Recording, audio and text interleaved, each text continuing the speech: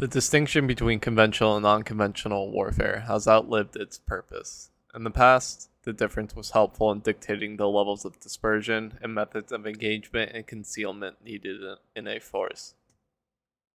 Current conditions have blended methods of warfare, and while they may seem to lean non-conventional, they still fundamentally require a focus on conventional warfare. Conflicts that have been labeled guerrilla wars typically had more conventional fighting than acknowledged, but the threat of conventional warfare is a large part in keeping the conflict contained within a zone. For instance, the First and Second Wars in Indochina involved many conventional campaigns waged by the PAV, and on top of that, they had zones that had permissive territory in the north that were kept permissive by the combination of environment, terrain, and conventional tactics. The guerrilla war was waged outside that permissive zone when forces tried to penetrate north. They were generally repelled, with conventional tactics being used sparingly in combination with the terrain. The threat of conventional tactics, made so by being actually used, was essential for holding that permissive zone. The ambush, hit and run, raid, and sabotage are all tactics that carry strong associations with guerrilla warfare. However, these are not the core aspects that define guerrilla warfare, which define how these tactics are used strategically and how they are executed tactically. The tactics themselves are core elements of conventional armies, while they try to achieve a breakthrough. The use of them as a guerrilla tactic comes when forces are deep behind enemy lines, outside the range of conventional supporting fires. Contact is an overlooked difference between conventional and non-conventional war. In the latter, contact is kept to a minimum, but in the former, consistent contact with the enemy is desired. Ambushes, raids, and hit-and-run attacks are all tools used with conventional warfare to maintain contact with the enemy, while other tactics can be prepared. It is important to note that the fundamentals remain the same when executing these tactics. Whether your dispersion and contact are high or low, the same principles of mission, enemy, terrain, weather, troops available, time, and civilian considerations, or MET-TC, still exist. This creates a unity between conventional and non-conventional tactics that cannot be overlooked. Using the tactics together allows for greater control and contact with the enemy, and greater control over the outcome of the engagement. Guerrilla war does not create victory. It asks for it with harassment. It does not create a situation where a decisive engagement is forced and the enemy can be defeated.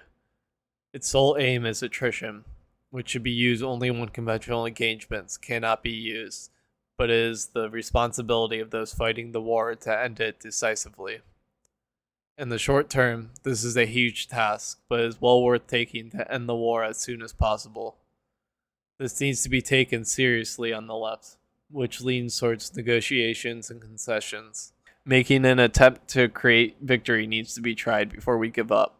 Guerrilla war fucking sucks. Fighting without a defined front, reinforcements, proper supplies, and medical care is done mostly by desperate people because of its horrific nature.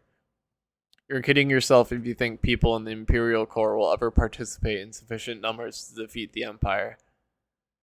A conventional approach allows for a more comfortable warfighting scenario that the Imperial masses will participate in. It allows for coordination that preserves unit strength and will be less likely to demoralize the resistance. Guerrilla conflict involves actions virtually unsupported with extremely high casualty rates, even if low compared to enemy casualties. This is usually reserved for highly trained and motivated forces. At the minimum, highly motivated and willing to assume the extreme risk of the scenario with the potential that the effect is relatively minimal. Control is essential here. Not authority, but executing actions with the intention that can build toward a goal. A conventional fighting approach to the militant struggle against the Empire requires discipline from a large part of the population. Once this discipline is built and a conventional approach has been thoroughly tried, the guerrilla war can start. It is far easier to build discipline and battle hardened within the organized structure of a conventional force. Guerrilla warfare is often just a tactic to preserve strength and still maintain contact with the enemy. This attritional warfare is used to weaken a foreign power trying to colonize a region, and when they withdraw, the preserved force can use conventional warfare to defeat the local collaborators. This is complicated in the Imperial core by the fact that attritional warfare will have less effect on the state going through an existential conflict. This could even trigger close to total war with the Imperial state. This creates the need for a decisive engagement of sorts to defeat them. Guerrilla conflict will definitely have to be used, but will only be effective with permissive territory, semi-defined front, supply lines, supporting fires, intelligence, use of terrain, and most importantly, the ability to exploit openings created by violence. Counterinsurgency through insurgent tactics started to take prominence in U.S. doctrine in Vietnam with the assistance of helicopters to carry units into deep infiltration missions.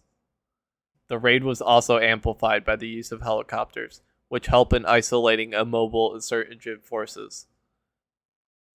These doctrinal changes were essentially fully in control by the fall of the Soviet Union and still are fundamentally in charge.